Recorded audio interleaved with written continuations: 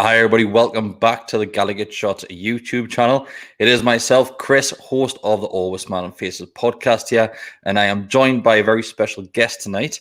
It is Ben Jacobs. So first of all, Ben, I just want to say thanks very much for joining me tonight, and I'm sure we'll dive into all these questions because there's quite a few came on already.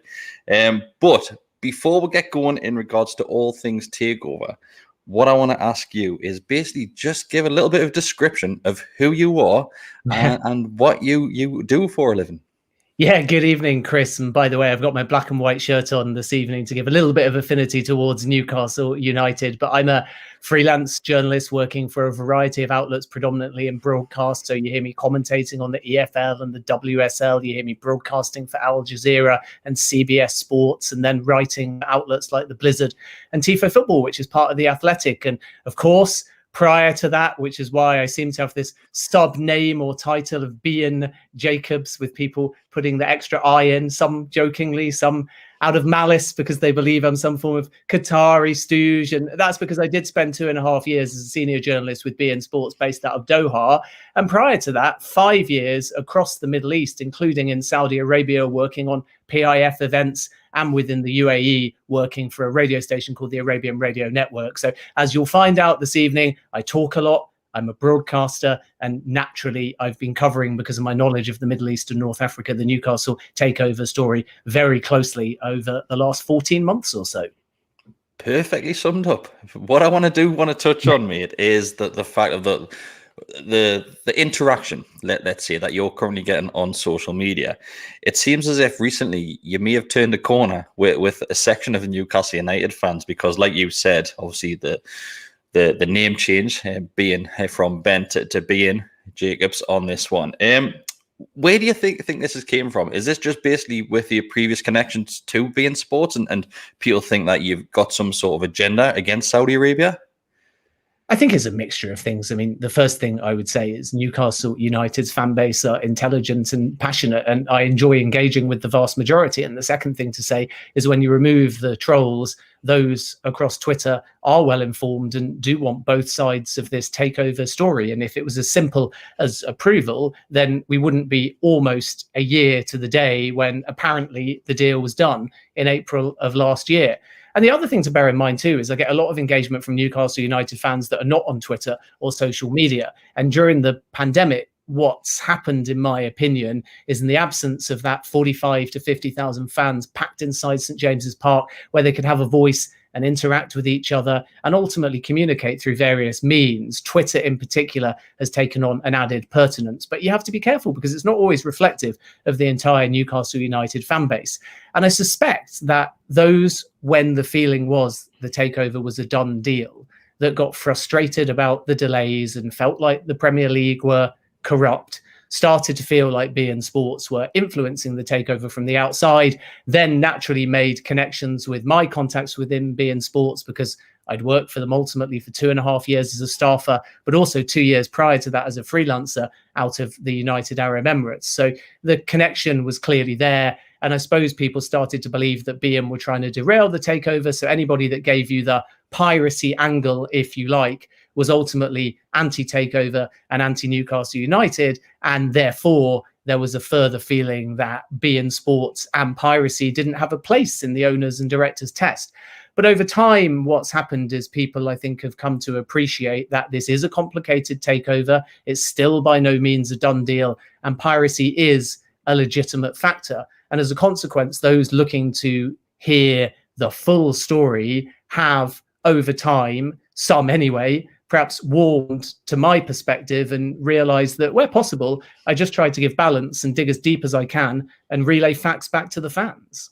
Yeah, this is one of the reasons why I wanted you to get you on again, Ben, is obviously I think fans need to hear a story from both sides. I think if you go down the constant positive route, then you could be leading fans and mislead them and put them down this path where everything's all rosy, and takeover is definitely going to happen.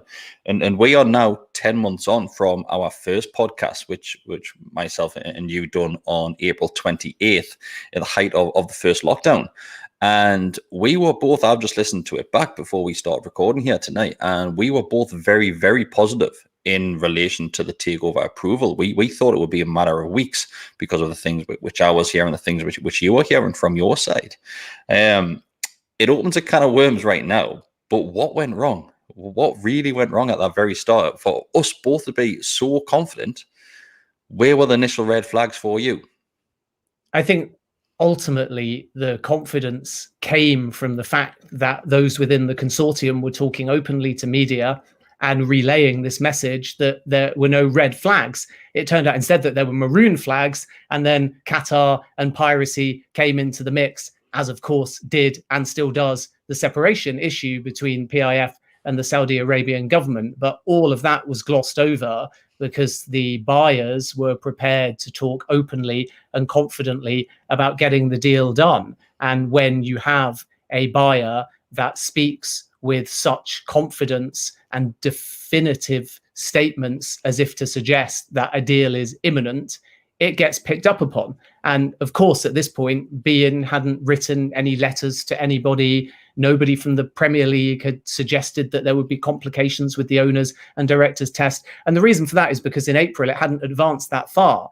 And then we entered into May, and due diligence was being carried out in the owners and directors test. And at exactly the same time, due to the COVID-19 pandemic, the Saudi central bank, which controls government funds, made a massive investment into PIF, which was effectively a COVID bailout payment. So you can imagine the Premier League are going through all the paperwork. They've not made any determinations to begin with. They're simply trying to work out who exactly they're going to apply the test to. Mm-hmm. And as we now well know, the sticking point was, is it PIF? Do they have legal independence? Or in practical terms, are they influenced and controlled by the government? And you're trying to make that argument. And at the same time, as one side saying we're totally separate and the Premier League is saying maybe you're not, in swoops the Saudi Arabian government and injects a massive load of cash into their sovereign wealth funds. And then at the same time, you see who's on their board, the media minister, Majid Al-Kasabi, Mohammed bin Salman right at the top.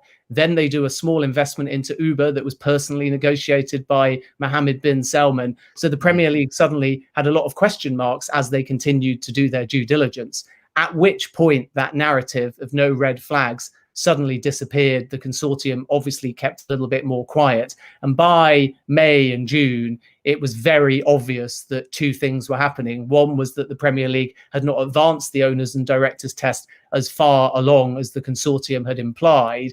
And two, it was clear the Premier League wanted to wait into June to work out what the WTO ruling would be, specifically on piracy and BLQ. Now, I understand there'll be lots of Newcastle fans listening at this stage and shouting, well, hang on a minute, none of that's relevant to the O&D test, and it was all intentional delays and the Premier League are corrupt. And I understand that perspective, and ultimately the club case will delve into some of that. And if they prove that the Premier League didn't handle the O&D test correctly and forced intentional delays, then the club will have a very strong case. But if the Premier League simply carried out due diligence, that would explain why all the delays took place. And it would also explain why a consortium that said it was a done deal suddenly over last summer went very, very quiet.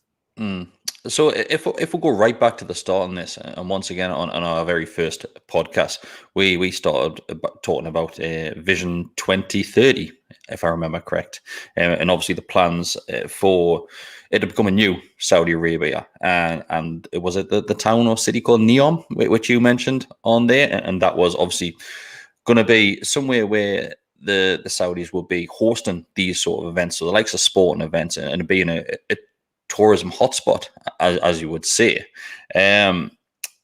Obviously, recently, Yasser Al-Ramian has done recent conferences and obviously he's talked about investing 1 trillion, I think it was, into obviously more investment from Saudi Arabia and the Public Investment Fund. Was there any mention there whatsoever about proposed sporting club takeovers or anything football related, soccer related, anything whatsoever? No, only really sport related, and sport is one of the main tenets of Vision 2030. So Vision 2030 is ultimately a remit for PIF to help make Saudi Arabia less reliant on the oil industry by making smart investments both at home and abroad. And in addition to that, by sustaining Saudi Arabia outside of the oil industry, there's a hope that the extra investment globally leads to two things. One is more jobs in Saudi Arabia and thus a better quality of life. And the other is a more positive promotion of Saudi Arabia as a tourist destination. So you can understand how buying Newcastle United fits into that vision, because you can do two things. One, you can use Newcastle to market Saudi Arabia to the world. Two, you can have Newcastle related things within Saudi Arabia, like an academy. You can bring them over for a friendly match. Who knows? There might even be a competitive fixture there one day if the takeover goes through. That's certainly how La Liga are thinking, trying to get a game into North America. And then the third thing is sort of flipping Vision 2030 and almost creating a Newcastle 2030, for want of a better phrase. So applying some of the same tenets, like investment into the community, into specifically Newcastle to help create jobs and a better quality of life there. So it all sounds very appealing. And then you have various what are called mega projects, and NEOM, as you mentioned, is one of them. And that's sort of a brand new, slightly westernized city that will host a range of sporting events. So beach soccer has already been trialed there, and it's thought that eventually other competitive sport will come specifically to NEOM.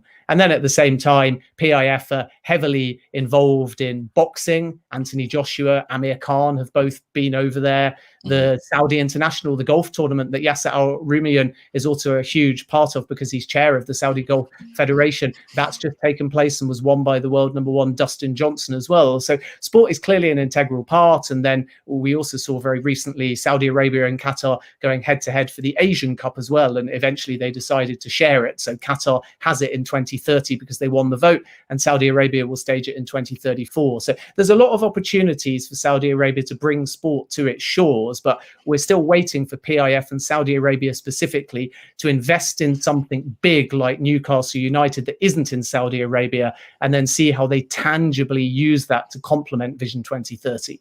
Yeah, well, you mentioned obviously you're a Leicester fan, and you have mentioned before to myself like how well it worked at Leicester in regards to Leicester.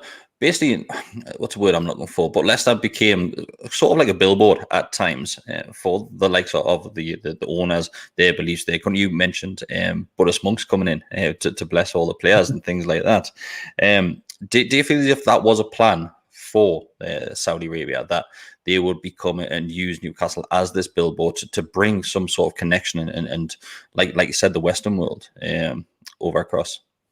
I think they'll want a connection for sure, but until they actually take over and reveal their business plan, it's unclear how involved PIF would be outside of the actual finances. We know that Yasser Al-Rumayyan would be a listed chairman in all likelihood and is obviously down there as a director for the prospective consortium. But I think that Staveley and the Rubin brothers would be more involved on a day-to-day basis. And you have to appreciate as well that Yasser Al-Rumayyan has lots of different roles and is still a very close advisor to MBS on a day-by-day basis. I certainly don't see him giving up the vast majority of his day-to-day to take an active role in Newcastle. And that's probably the difference between Newcastle and Leicester, that Kung Vishai, the late owner, and his son Top were there for every single game. They flew in the blue helicopter that became iconic and landed in the centre circle. And sadly, Kung Vishai ended up passing away in that helicopter, leaving the West Ham United game. And they had a direct affinity.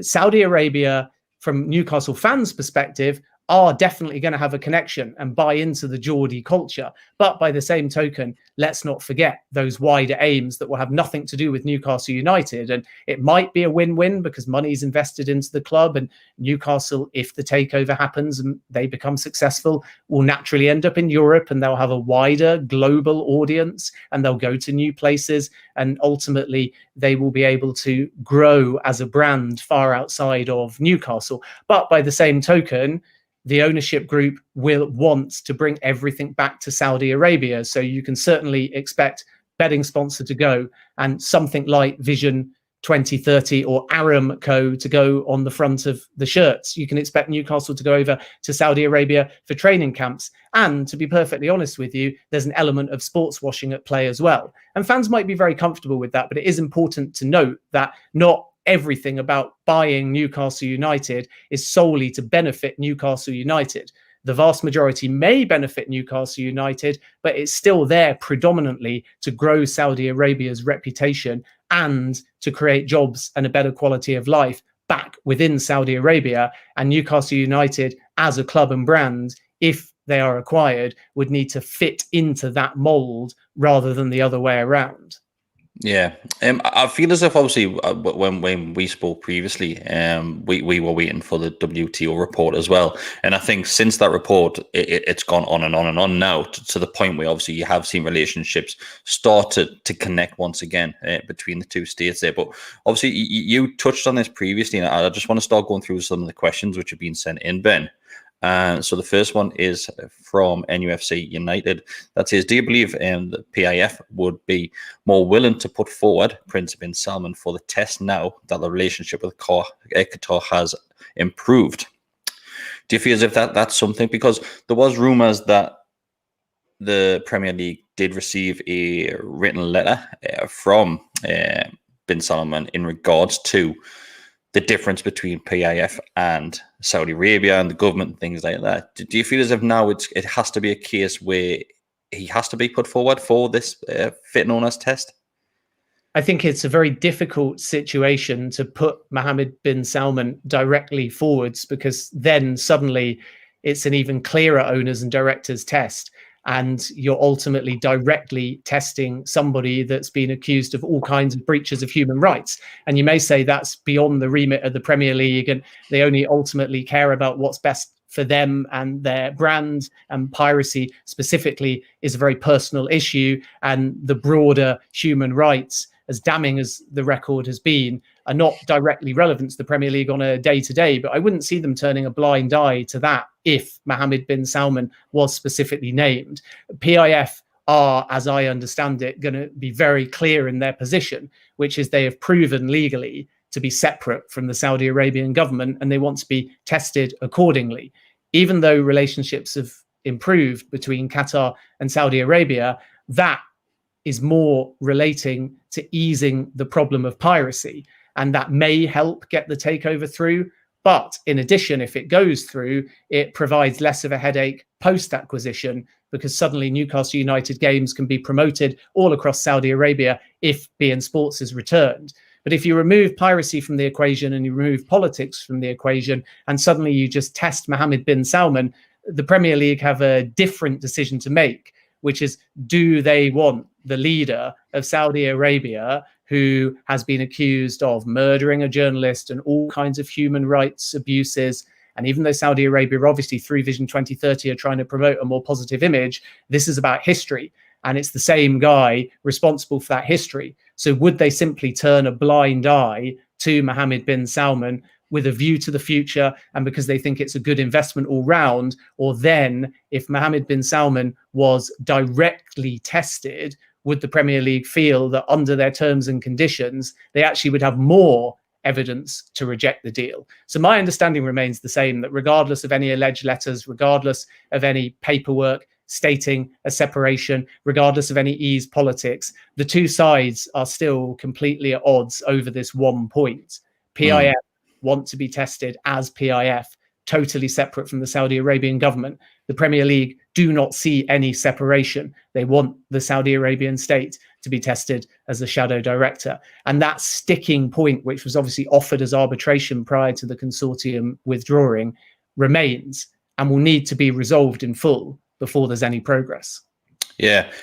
Another question which just came in, there's been quite a few questions on this basis, but let's have a look. This one comes in from Kevin. He says, do you have any news on beIN having their rights to broadcast in Saudi being reinstated? I know there was quite a few things going around with you recently where your head was placed on TV remotes for the big, was it the Boot Q boxes?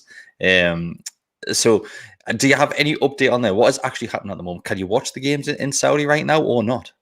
Yeah, they weren't the BLQ boxes, by the way. That's the piracy. Oh, they were the beIN Sports ones. There was a special beIN. The legal ones. And apparently, I wouldn't recommend buying it. It's a waste of money, and it's not aesthetically pleasing either. So the situation is this.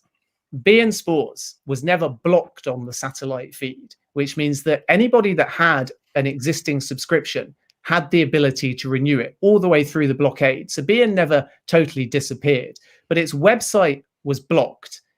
And the situation now is still very similar, that even though the politics has improved and we obviously had the GCC summit in January. The GAC, who are responsible for either revoking beIN Sports or restoring the license, currently are sticking to their position. And the reason for that is because they need to maintain a sense of credibility. This is ultimately a competition regulator. And the case against beIN Sports started before the blockade and was surrounding Euro 2016 and what's called commercial bundling, which is essentially a false means of advertising. It's very common amongst a series of broadcasters. It's not widely seen as illegal. And the irony is the piracy box Be Out Q sold in exactly the same way. So as a consequence, you might say the case is politically fueled, but it started in 2016. It ran for about 2 years. beIN's license was suspended. And then more recently, after an appeal was lost, beIN Sports were fined about 2 million quid and their license was entirely revoked. And the GAC are in a really awkward position here because they don't want to be seen as a body that says, okay, political relations are better, so here's your license back, because they fought for over 2 years to try and prove that there were genuine commercial grounds for not having beIN Sports in Saudi Arabia. But I think at this point, the feeling was that Saudi Arabia might come in for the next cycle of Premier League rights, or they might start their own sports channel. And there is a government-funded sports channel that will start, but it's more sort of to air sport that comes to Saudi Arabia at the moment, like the Formula One, than it is to go out and buy new rights. That might change over time, but beIN Sports have got the rights again now. So if the GAC don't allow beIN Sports back into Saudi Arabia, then Premier League football and other major rights are not going to be available in Saudi Arabia for many, many years. I say many, many years because there's the rights cycle in the Premier League, which runs for 3 years, but you've also got La Liga, which runs for 1 extra year in terms of its analogy to the beIN Premier League cycle. So then that will be available next year. And then again, if beIN win that, it will run for another 3 years. And you've got things like the Champions League too. So if the GAC don't restore beIN, there's going to be a lot of angry Saudi Arabian punters that don't have an existing beIN box that are either going to try and find a pirate stream or are going to start calling for beIN Sports to be restored. So the GAC will come under pressure. And I think what we're going to see is beIN eventually restored, but very, very quietly. And the question is, will the GAC make the first move? And to do that, they have to engage with beIN Sports. And what makes it complicated is before the GAC, because they are government, engage with beIN Sports, there's a feeling that beIN should drop their own arbitration case, which is taking place in London for damages relating to piracy for Be Out Q. And yet beIN are not budging on that. And I hope you're able to follow this without getting a headache, because even trying to describe it to you, my head is spinning. And this is how complicated it all is. beIN don't want to drop that case until Saudi Arabia drop their own appeal for the WTO case. So what we might see is a sort of 3-way movement. The parties engage, and then 2 legal cases get dropped pretty much simultaneously. beIN's arbitration case against Be Out Q, Saudi Arabia's WTO appeal. And once they're gone, beIN will come back very, very quietly. But at the moment, even though you see beIN Sports out there, the website remains blocked and there's been no engagement between the GAC and beIN Sports. And until the 2 sides speak, beIN simply can't come back, because beIN need to know when they can send their staff into Saudi. Can they set up a call center? Is their website unblocked? When can they start selling? How can they distribute boxes and where to sell them if they're physical boxes, and so on? And because none of these talks have happened, beIN can't simply come back overnight. But I do expect some movement in the next 4 to 6 weeks. And if you were to just ask me without putting a timescale on it, will beIN come back? I think the answer to that is a definitive yes, but it may take some time. And it may actually be that the club case is resolved before beIN returns, because actually getting beIN back might take longer than the club arbitration coming to an end. Yeah, we'll get on to the club's arbitration towards the end of the podcast. One of the other ones which just came in from John Poole, which I think is a great question, says, if you were on the Premier League board, what would you like to see from PIF Saudi to make the green light go ahead? Is there any definite answer to this question? Is there anything which you think the Premier League will look at and think, okay, it's a different entity between the likes of the government, PIF, and so on? What would you like to see? I don't think, first of all, the Premier League could afford me on their board. That's the first answer to that question. But in all seriousness, it's a difficult one for sure. Transparency is ultimately the answer. So Newcastle fans are under the impression, and I certainly respect this opinion, that the Premier League dragged their feet, that the Premier League are corrupt, that the Premier League had no reason to reject PIF. And maybe over time, some people have changed their mind and they've seen that the separation, even if it comes on a bit of legal paper, isn't entirely clear cut. But what I can tell you is that throughout the process, the Premier League asked a series of questions to specifically PIF, yes, through the club/consortium, but they were all ultimately only questions that PIF would be able to provide answers to. And not every question, as I understand it, that the Premier League asked to PIF was fully answered. So it's sort of all very well saying that PIF voluntarily went to a Saudi law court, got a bit of paper and said, here you go, this is legal separation. But if the person that runs PIF is Mohammed bin Salman, they've got a .gov website, they've got a load of government staff on their board. Yasser Al-Rumayyan, the listed director, is one of the closest allies to Mohammed bin Salman. And then Mohammed bin Salman goes to the own courts and says, can you write me a letter? Whether or not that holds any validity in the United Kingdom and in the Premier League's eyes still remains to be seen.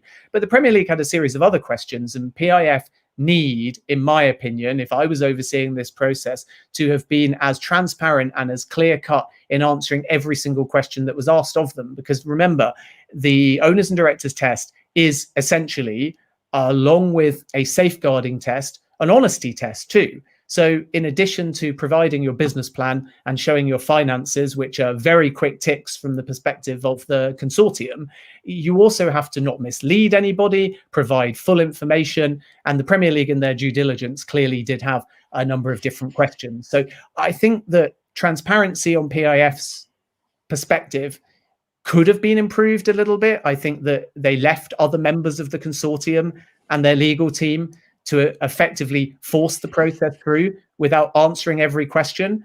Of course, again, Newcastle United would argue too many questions were asked. They were unfair questions. They weren't relevant questions. The Premier League on the counter side will simply say, well, we were simply trying to get to a point where we could make a determination. And again, the club case is going to have to look through this and see whether the Premier League or Newcastle United followed the protocol correctly. So, that's one thing, is just transparency. It's really, really important.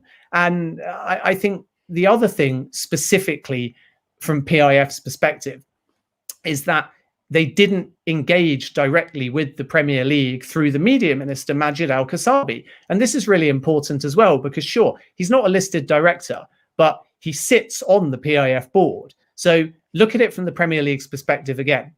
You have a league that, irrespective of being sports, have seen their rights stolen for 2.5 years. And their main point in trying to stop this and take legal action in Saudi Arabia is the media minister. Now, the media minister, Majid Al-Kasabi, is a bit newer to the role. So they were dealing with somebody previously for the vast majority of the period that BLQ was around. But then in comes Majid Al-Kasabi, and he's working with this organization, the SAIP, which is the Saudi Authority for Intellectual Property, trying to shut down piracy. And there he is writing to members of parliament, and there he is engaging with people saying, beIN Sports have never complained. Nobody ever filed an official complaint with the SAIP. What's the problem? And naturally, the Premier League are sitting there thinking, hang on a minute, we've tried several times, independent of beIN, to take civil action against BLQ in Saudi Arabia. And you specifically, the media minister, the highest point of contact, haven't helped us. So PIF could have preempted the piracy issue rather than originally trying to sweep it under the carpet. And remember, Amanda Staveley said to begin with, piracy wasn't a problem, and that's since been proven to be incorrect. So if I was on the Premier League board, which would be a terrible, terrible appointment, just to put that out there. But if I was there and it was the beginning of the process, I would be saying to PIF, listen, you're going to get a lot of heat around some things that probably won't directly affect this decision, like human rights, whether rightly or wrongly, they're probably not going to affect the process. But piracy is. So why don't you lead with the media minister? Why don't you have the media minister assure the Premier League? Why don't you have the media minister finally engage with the Premier League? And he sits on the PIF board, so he's got a foot in each camp. And had they done that, they might have preempted this media storm around piracy and got things done a little bit quicker, maybe even before the WTO report came out.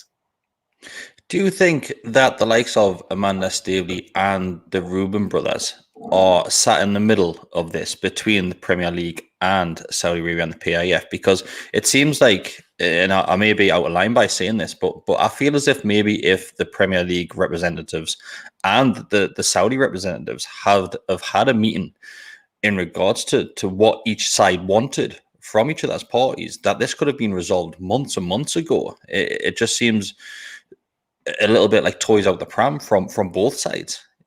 I think regardless of circumstances and hypotheticals, the separation issue would have come to the fore come what may. And given that no determination was made because the Premier League and the Consortium and Newcastle United disagreed over the relationship between PIF and the Saudi government, that sticking point is still the first hurdle and would have happened whatever terms the different parties were on, and would have happened whoever took the lead in terms of talks and negotiations.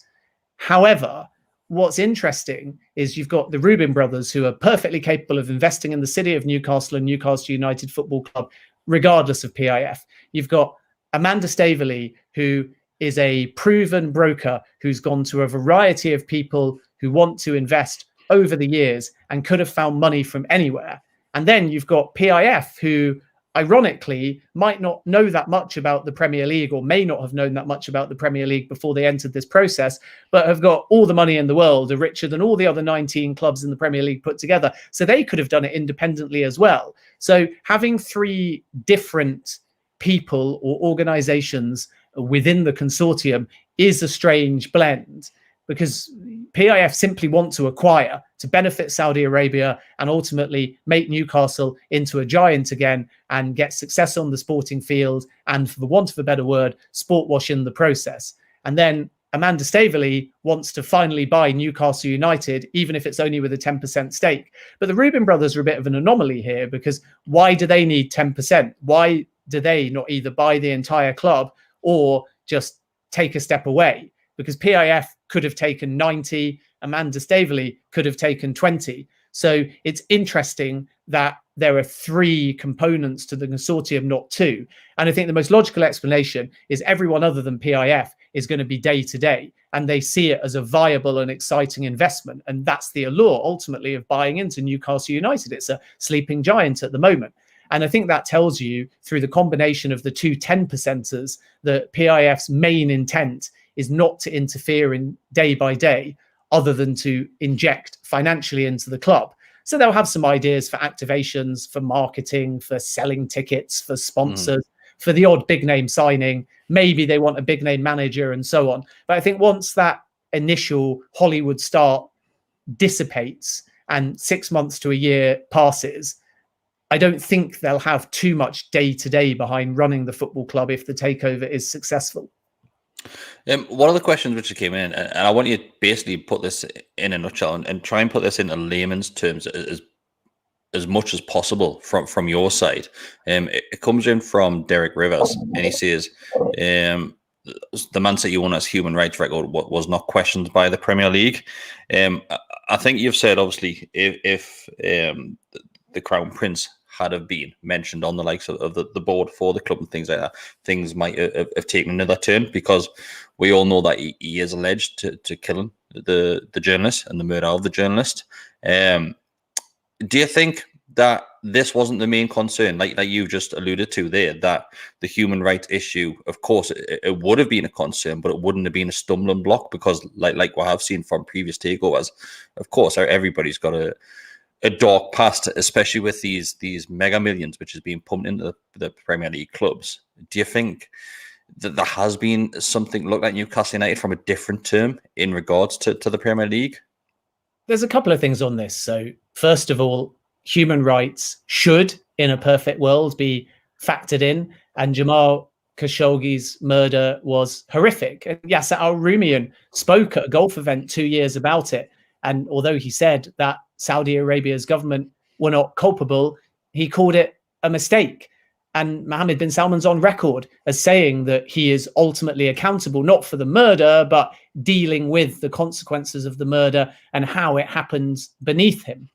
So that naturally comes to the fore. And Khashoggi's widow wrote to the Premier League. But Richard Masters' response was very much, I can't involve you in the process. I've got every sympathy with you, but this is a confidential process. So I don't think human rights will at large shape either the Newcastle takeover or was that much of a factor in the Manchester City takeover either. And you can debate ethically whether it should. I tend to side morally with those that believe things like this should be factored in.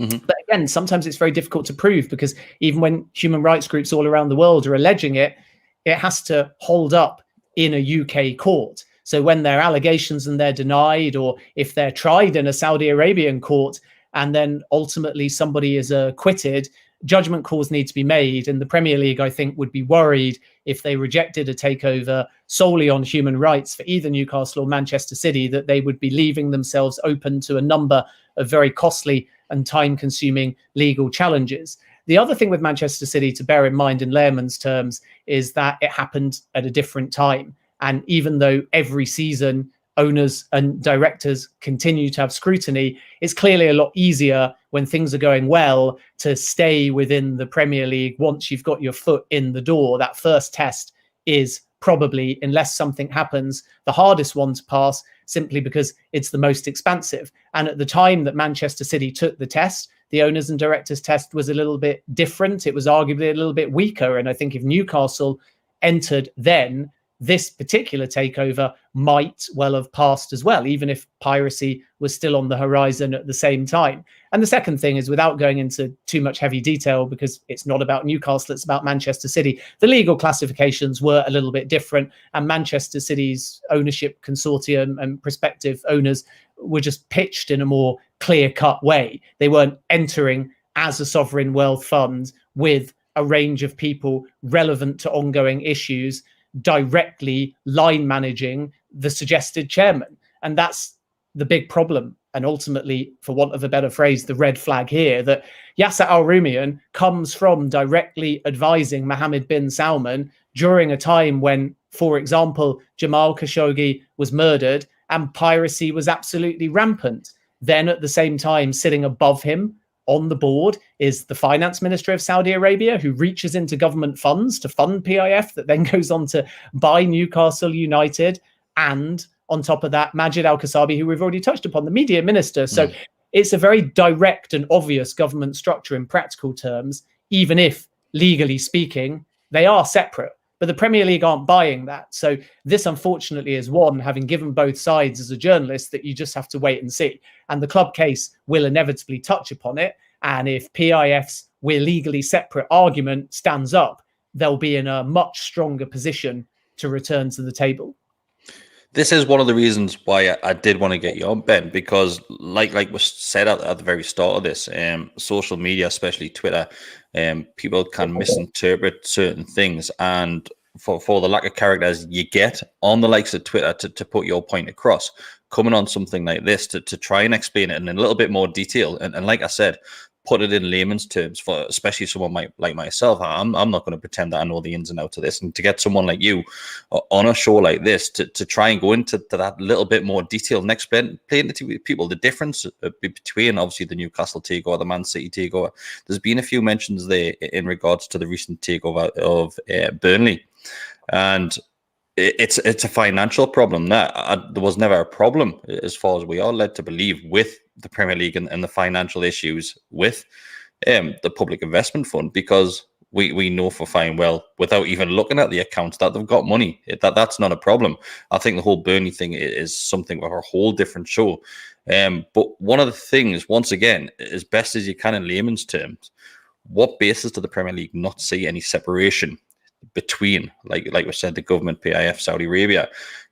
Is it so? Can you try and put this into a similar situation as if it was, like, say, the UK government or something like that? Can you try and describe it that way, to the differences between?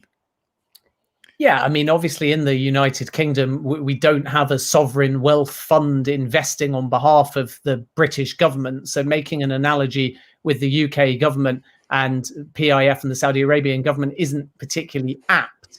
And in addition, it's just a very different structure of government, because Mohammed bin Salman, both within the Saudi Arabian government and within PIF, is seen to have autonomy. So I mentioned Uber earlier. He decided he wanted to invest 5%. He brokered and negotiated the deal. It was all done personally. And PIF's structure, as outlined in its documentation, which is available for anybody to read, is relatively fluid. And he can at any point have final say. He could ultimately shut down the sovereign wealth fund. And let's not forget, he founded it specifically to benefit Saudi Arabia, to create more jobs and to stop Saudi Arabia being over-reliant on oil. So I'm not sure that the best comparison is to try and put it in layman's terms in the context of the British government. But what I can say is this: PIF's argument, the consortium and the club backing this up, is that it has a separate legal classification. And what that means is that as it invests, each investment, even if it benefits Saudi Arabia, is essentially protected within the PIF infrastructure. So therefore, if something changes in Saudi Arabia, like the recession, for example, that absolutely desecrated the UAE and even parts of Saudi Arabia in 2008, when the Lehman Brothers collapsed, at that point, they, the government, legally can't tell PIF, we need more money, you've got to sell this. We ultimately can't afford Newcastle anymore. You've got to try and flip it to somebody. None of that can happen in a practical, legal sense. And at the same time, once the strategy is in place, government members that are not on the PIF board can't lean upon PIF to make more money in one area or to play into a different government vision outside of Vision 2030. But then, and this would be the Premier League's perspective, you have the practical reality. And the practical reality is still this: Mohammed bin Salman runs PIF and founded PIF. He sits on the board, he has final say, and even the listed director, Yasser Al-Rumayyan, is a close aide. So the Premier League, in their due diligence, would be entitled to at least ask, what is your relationship, Yasser Al-Rumayyan, with Mohammed bin Salman? Could he tell you to buy a certain player, to sell the club, to change the kit sponsor, to break away and join a European Super League, or anything else that he pleases? Can he try and get a competitive game to Saudi Arabia? Does it have an ulterior motive? Is it politicized? These might all be things that Mohammed bin Salman wants to do. And at what point does Yasser Al-Rumayyan, after he and PIF have taken charge, stick to the legal separation? And at what point is he exposed to practical influence by the Saudi Arabian state? And of course, it's unfair just to say, oh yeah, Al-Rumayyan, he's a close aide of Mohammed bin Salman, he'll definitely be swayed. So it needs due diligence. So then what is the due diligence? Well, it's things like PIF live on a .gov website. They were given a COVID bailout by the Saudi central bank that controls government funds. They have the finance minister, the media minister, and the crown prince all on their board. The specific subcommittees that would ultimately be involved in Newcastle United from PIF's perspective, in other words, those pulling the budgetary strings, those transferring the funds to Newcastle, those buying players, those auditing the books, even if those staff members ultimately migrate across to Newcastle United, have Newcastle United emails, the PIF representatives that are pulling the money into Newcastle United will all come from subcommittees that are ultimately controlled by the finance minister again. So the Premier League will be looking at this paper trail and saying, as we follow the money, we realize that everything you sign off or don't sign off is actually, in terms of the most senior person in control, even if it's not Mohammed bin Salman, that senior person is usually, if not always, a government minister. And that's why the Premier League don't see any separation. Yeah. One of the things that I did want to mention as well, you mentioned this at the very start, is obviously beIN Sports were in contact with the Premier League. They did request the Premier League to have a look at this, obviously, with the whole piracy claims and things like that. One of the questions by one of our members, Steve Howlett, has came in. basically it's rather than a question, it's more of a statement saying, I wonder if we'd have this hassle if the Big Six didn't vote against it. What's your thoughts on that? Are you aware of other teams getting involved in regards to trying to derail this takeover, or did it just not happen? No, there's no Big Six official votes or anti-Newcastle agenda whatsoever. Of course, there's clubs out there that have their own protected vested interests and therefore have, on occasion, received external correspondence outside of the confidential process, such as a letter from beIN Sports to 19 other clubs, all clubs except Newcastle United, and they agree with the piracy concerns. But providing that we take them at their word, if they see the piracy situation resolved, there's no reason beyond that why they would be against the takeover. So why are they so pro beIN and so anti-piracy? And the answer, of course, is because of the huge injection of cash that comes to all 20 Premier League clubs, including Newcastle United, from the Middle East and North Africa television deal. So it's smart and sensible that clubs would be protecting their own interests, but their interests, and specifically talking about the Big Six, as I understand it, are not about stopping Newcastle breaking into the top six. Nobody objected to Leicester City. No one has a problem with West Ham United. And I don't even see how we're defining the Big Six, because when it was a big two during COVID, trying to ultimately leverage money in return from more control, and that was Liverpool and Manchester United, Manchester City were not a part of that. So suddenly there was a breakaway of two within the so-called six. And then if you're talking about six in terms of longevity within the Premier League, you have to start factoring in Everton or maybe Aston Villa, and even Newcastle have been there for a fair few seasons themselves.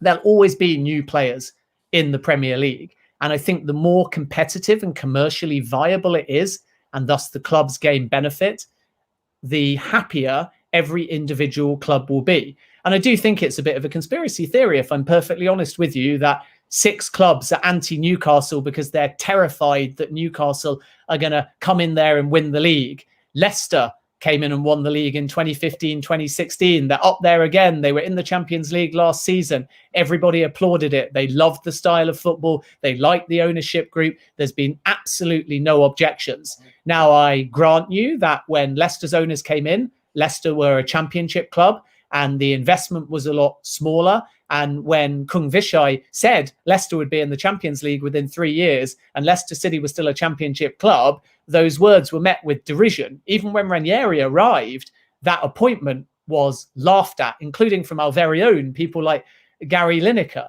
So there are some differences, but I don't believe that the Big Six are against Newcastle. I think they are pro their own interests, specifically money they're getting from the Middle East and North Africa. And that is why they're naturally anti-piracy.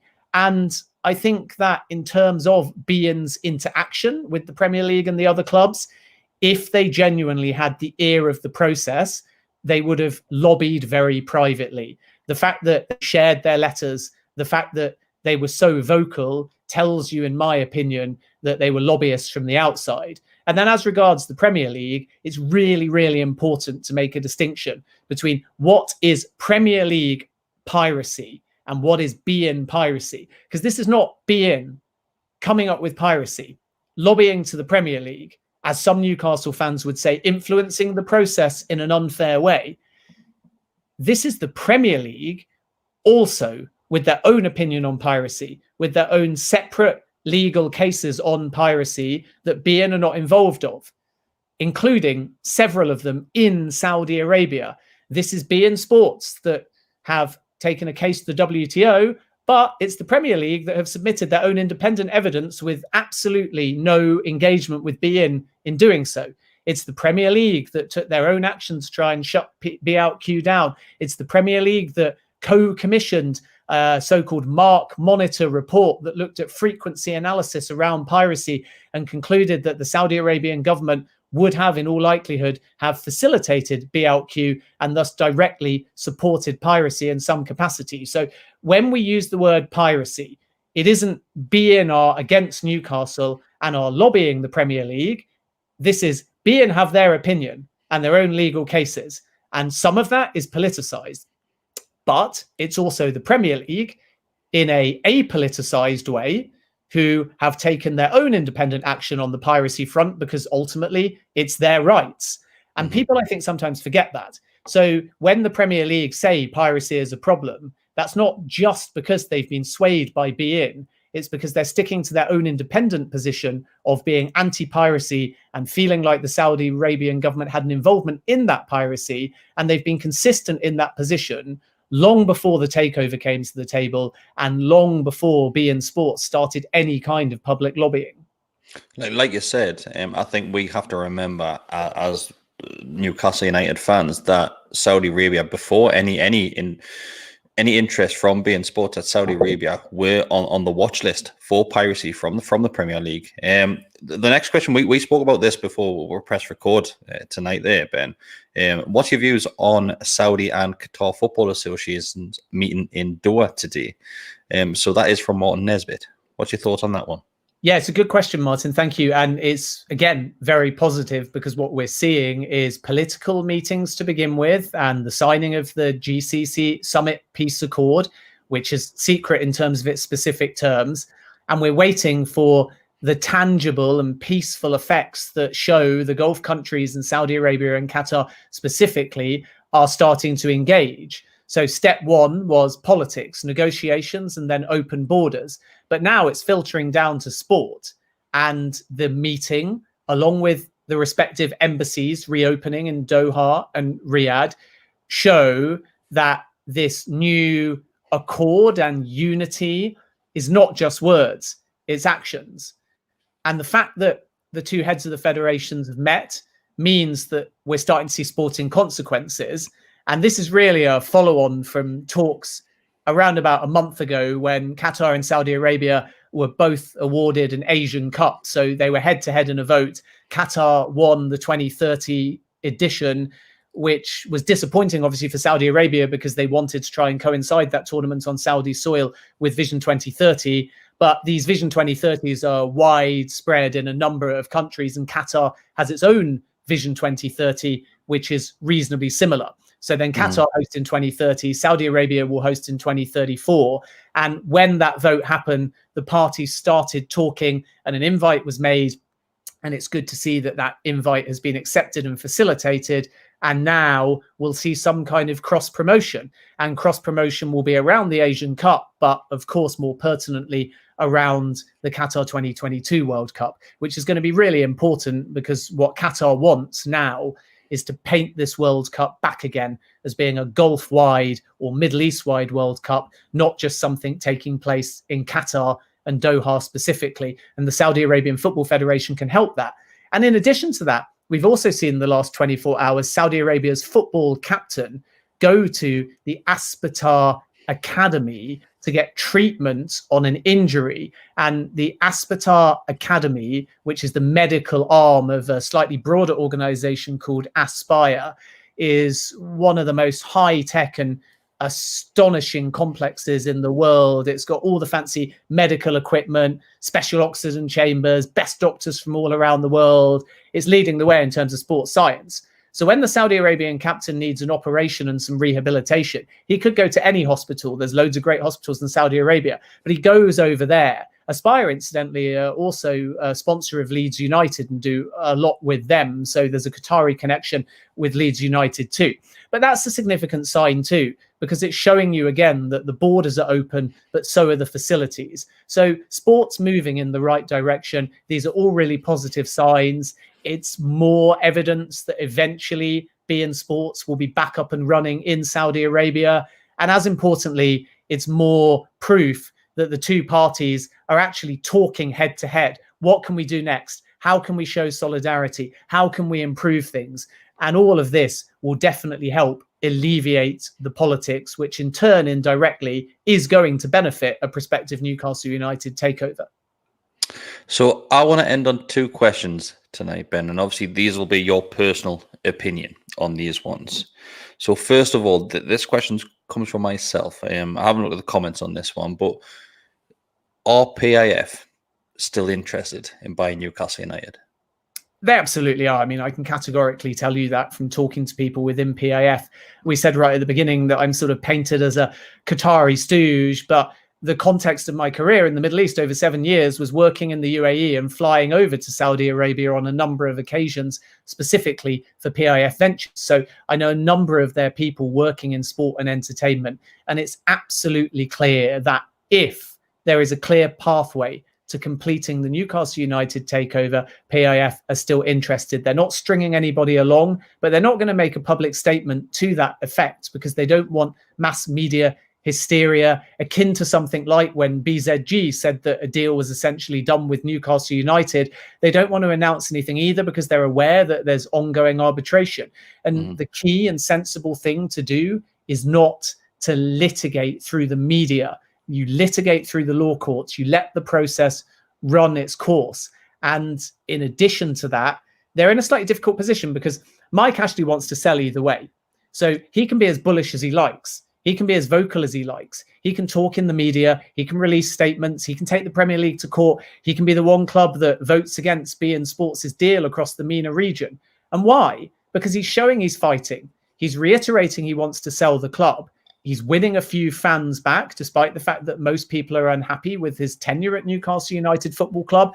But then PIF have to walk through the door if it's all successful. And the last thing they want to do is get too close to a legal case against the league that they might be about to have to work with, because it just doesn't start on the right terms. So they will want Mike Ashley and Newcastle United to fight to the tooth to try and get this takeover over the line, but they won't want to stay so close to it that they're affiliated to it. So there's bad blood. Because if there's bad blood and Newcastle United win, or even if the case is settled and the Premier League are not particularly happy with how things have played out over the last few months, and it's hard to believe that they can be, because Newcastle United have basically said, hey, you're leaking things and we think you're corrupt and are dragging your feet. And Amanda Staveley has also said that even though the consortium withdrew, it was all down to the Premier League dragging their feet. So there is some bad blood between the two parties. It might be resolved, but PIF sensibly just want to take a step back, so when they come in, they have a professional working relationship with the Premier League. But make absolutely no mistake, I've heard it from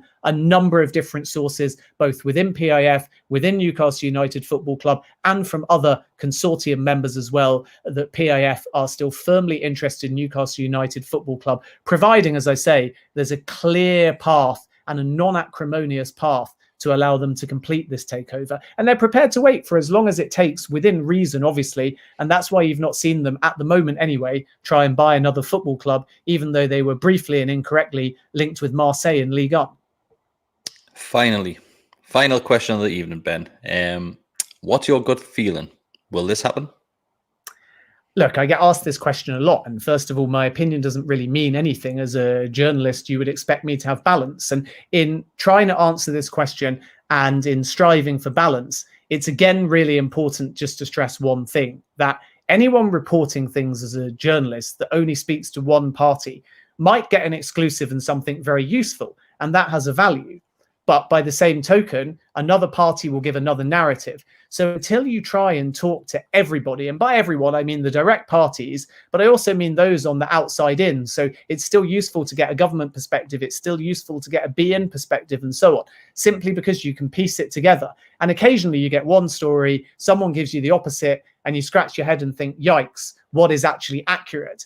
And until you have that full picture and all sides saying it's either on or off, for me to get Newcastle fans falsely excited and say it's definitely going to happen, that's simply a way of trying to get extra clicks, and it's unfair on the passionate Newcastle United fan base. Similarly, if people just say it's off, they've probably got an agenda, because it can't be off until PIF and the consortium decide that they're definitely going to walk away. My own personal opinion is that the club case will end up being settled rather than seen out in full. And if it's not settled, and despite the fact that Newcastle United fans are very confident in the legal team representing the club, I think the Premier League have a stronger chance of winning that club case, which is why I think it will be settled. But if the piracy situation resolves itself and the club case is settled amicably between the two parties, I think there might be a pathway for PIF to return. So everything hinges upon the club case. My own belief, like I say, is the club case will eventually be either settled or resolved relatively amicably. But if Newcastle continue this bullish anti-Premier League stance, if they continue these little statements of animosity, if they continue to challenge the Premier League, it's only going to make the Premier League want to fight back harder and stronger, in my personal opinion. Not something I've been told by anyone within the Premier League, only my personal opinion. And then we're going to get acrimony, and acrimony will lead to both sides taking a polar opposite opinion, at which point I genuinely think the Premier League are in a stronger position. Like I say, if the club case is settled or resolved more amicably, there will be a pathway for PIF. beIN, I think, will eventually return as well, and piracy will be resolved. At that point, I do genuinely think there's a very good chance of this takeover happening. But I wouldn't sit here, and I know that sounds a bit like I'm on the fence, but I wouldn't sit here and give anyone false hope. And I wouldn't sit here with a load of passionate Newcastle fans and just go, sorry, it's off. That's it. Get over it. We're not there. Patience is required. We're sadly somewhere in the middle. So all I can sort of say definitively from people I've spoken to is there may well be, if the club case heads in the right direction, a clear pathway to this takeover still happening. Those that tell you it's definitely happening or it's definitely not happening aren't giving you the full picture, or are spreading a message that's coming from one side and obviously haven't spoken to all parties. So Newcastle fans can certainly have hope. And I'd add to that as well that my understanding, as I said very openly on Twitter, is that there will be significant movement in the club case in February, and there might be final movement in the club case by the middle of March at the latest, if not sooner. So patience is required, but hopefully that patience will only last another month or two before we get a clear picture. But look, I'm a journalist. My opinion doesn't really matter. My job is to try and speak to as many parties as possible to give you my honest opinion, but around facts, not speculation. I don't have an agenda, pro or anti-Newcastle. I'd like Newcastle to do well. I've always had a soft spot for Newcastle United. So unfortunately, I can't come on this podcast and just say yes or no to that question, even though it's a question that I get asked more than any other question. But what I can tell you is that things are moving in the right direction, and there's a willingness and a cautious optimism on the consortium's part. What I want to clear up just before we sign off tonight is, like we said at the very, very beginning of this one, that you do get a lot of Newcastle fans who seem to obviously fight back with some of the things and to take things out of context with some of the things which you say. But personally, I don't want to speak on your behalf, mate. But like you've said there, you are a journalist, a football journalist. And for a takeover to come along and Newcastle United to be the likes of a powerhouse, for the better words, that makes your job a lot more interesting. So, like I said, I don't want to speak for you, but you did say this on the previous podcast, which we did 10 months ago, that you would love a Newcastle United takeover. Of course you would. Yeah, I mean, look, I would love, more specifically, Newcastle United to be successful and fans to be there, passionate and smiling. So I've always had a soft spot for Newcastle United. And I think when I post a photo of 7-year-old me wearing the Newcastle brown ale shirt, people think, oh, he was just wearing it once and he's pulled it out there. It's all part of the Qatari propaganda. Say something negative and then post a picture of you as a scrawny 7-year-old and it sort of offsets it. But the reality is actually this, that I first started attending Leicester games at the old Filbert Street, and Newcastle United visited Filbert Street, and they were the first club, certainly in living memory for me, that were given the entire shed stand opposite the main stand. And they came to Filbert Street under Kevin Keegan, who was recently in charge, and they needed a result to ultimately stay up. And they took the lead, and Steve Walsh equalised for Leicester. And then really late in the game, Walsh puts through his own net. Newcastle win 2-1. They stay up, and there's a mass pitch invasion. And 7-year-old me, or however old I was at the time, obviously thought a pitch invasion was the coolest thing in the world at that time. And I just loved the passion. I loved the volume of fans that had come down to Leicester. It was just brilliant to see. And I had a soft spot for Newcastle, and I followed them ever since. And of course, the next season, they won 10 straight games in the old Division 1, now the Championship. And that gave them the foundation to get promoted to the Premier League. And then on the last game of that season, they absolutely hammered Leicester by 7-1, and up you went into the Premier League. And then Leicester had a load of playoff heartache. And when we got into the Premier League, I remember playing Newcastle United in our first home game of the season. And I believe Newcastle won by 3-1 at Leicester. And I was just so excited because this again was a Newcastle side with flair players and foreigners. And, obviously this was the influx within the Premier League when big teams like Newcastle were able to sign the best of the best. But Leicester still had players like Walsh and Pryor and Lee Philpott and Steve Guppy. And before all of that, we'd had like Mike Newell and David Speedy. So it was absolutely incredible to see these players that I'd only really known as stickers in my Panini album. So Newcastle is a club that I followed very closely from a distance. I've always had a warm spot for because you have a passionate and intelligent fan base. So what I would like to see is a successful Newcastle United. But for the protection of Newcastle United, I don't want any old takeover just because it's going to be rich or just because it looks good on paper. So if everything was open and transparent in hypothetical number one, and the Premier League didn't do the job properly, and PIF and the Consortium were a perfect ownership group, then let them in and let's have Newcastle United competing for second place behind my team, Leicester City, and being in the Champions League, and let them both play in the Champions League final. And again, we can beat you in that final as well. But if on the other hypothetical, it's all open and actually the Consortium haven't answered the right questions and there are huge red flags and warning signs and piracy is a problem and maybe human rights is even a problem, then don't let this ownership group in because it's not right for Newcastle United. And surely some Newcastle United fans can see all of that from BZG who have gone to Derby and it's still not fully acquired and it's an absolute mess. And that is a bullet dodged. So if everything was transparent and this was right for Newcastle, I'd love to see them succeed. If everything is open and it's wrong for Newcastle, then it is going to be a case of a bullet dodge. So I'm not really talking that specifically to this ownership group. I'm talking more broadly when I make that point that I would love Newcastle United under the right circumstances to be incredibly successful, to play like they did under Keegan with a smile on the face.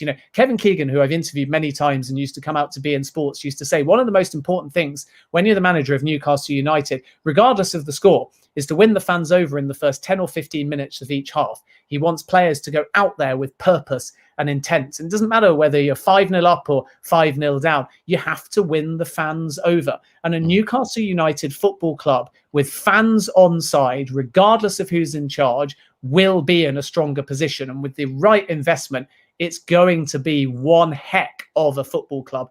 And I would personally love to see that. But what I wouldn't love to see is a load of excitement, the wrong ownership group, a load of money coming in, and then suddenly a year down the line, everybody regretting it and realizing that the correct checks weren't done, that there were warning signs ignored, because that might make the club weaker in the long term. So again, everybody wants this takeover because they're looking at the money and the power and the potential. But hopefully any new owner will give you that.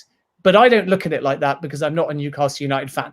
I look at it like the right process needs to have been carried out. If the right process leads to this takeover, good luck to Newcastle United. If the right process shows that this is not the right ownership group for Newcastle United, go and find another owner and let's get smiles back on faces and Newcastle United back where they belong as soon as possible. Well then, Ben, I think you've edited that perfectly. I just want to say thanks very much for joining us and thank you for your balanced view. I think it is something which Newcastle United fans have needed here for a long time in regards to not necessarily taking one side or the other, but like I said, a balanced view. Everybody who is watching, thank you for joining us tonight. There has been hundreds of comments and questions. I do apologize if I didn't get around to your question. Hopefully we've covered enough there tonight to entertain you and give you a little bit more information on that. Don't forget to like the video too and subscribe to the Gallowgateshots YouTube channel. We do have a couple of more podcasts coming this week. I will be joined by Ryan Taylor tomorrow night, so he will be coming on to have a question answer about his playing career at Newcastle United. And the Always Smiling Faces podcast lads are back on Wednesday night with another very special guest. So we'll see you then. Thank you very much, Ben, and take care of yourself. Cheers, Kris. Stay safe. Keep up the good work as well. And thanks to everyone for listening and also not calling me Stephen Merchant. I just have to clarify, he's a lot taller and more handsome. So good to engage with everybody. Good luck to all of the Newcastle fans. Stay happy and stay healthy, and hopefully we'll bring you a bit more definitive news on the takeover very soon. Perfect. Thank you very much, Stephen. Bye.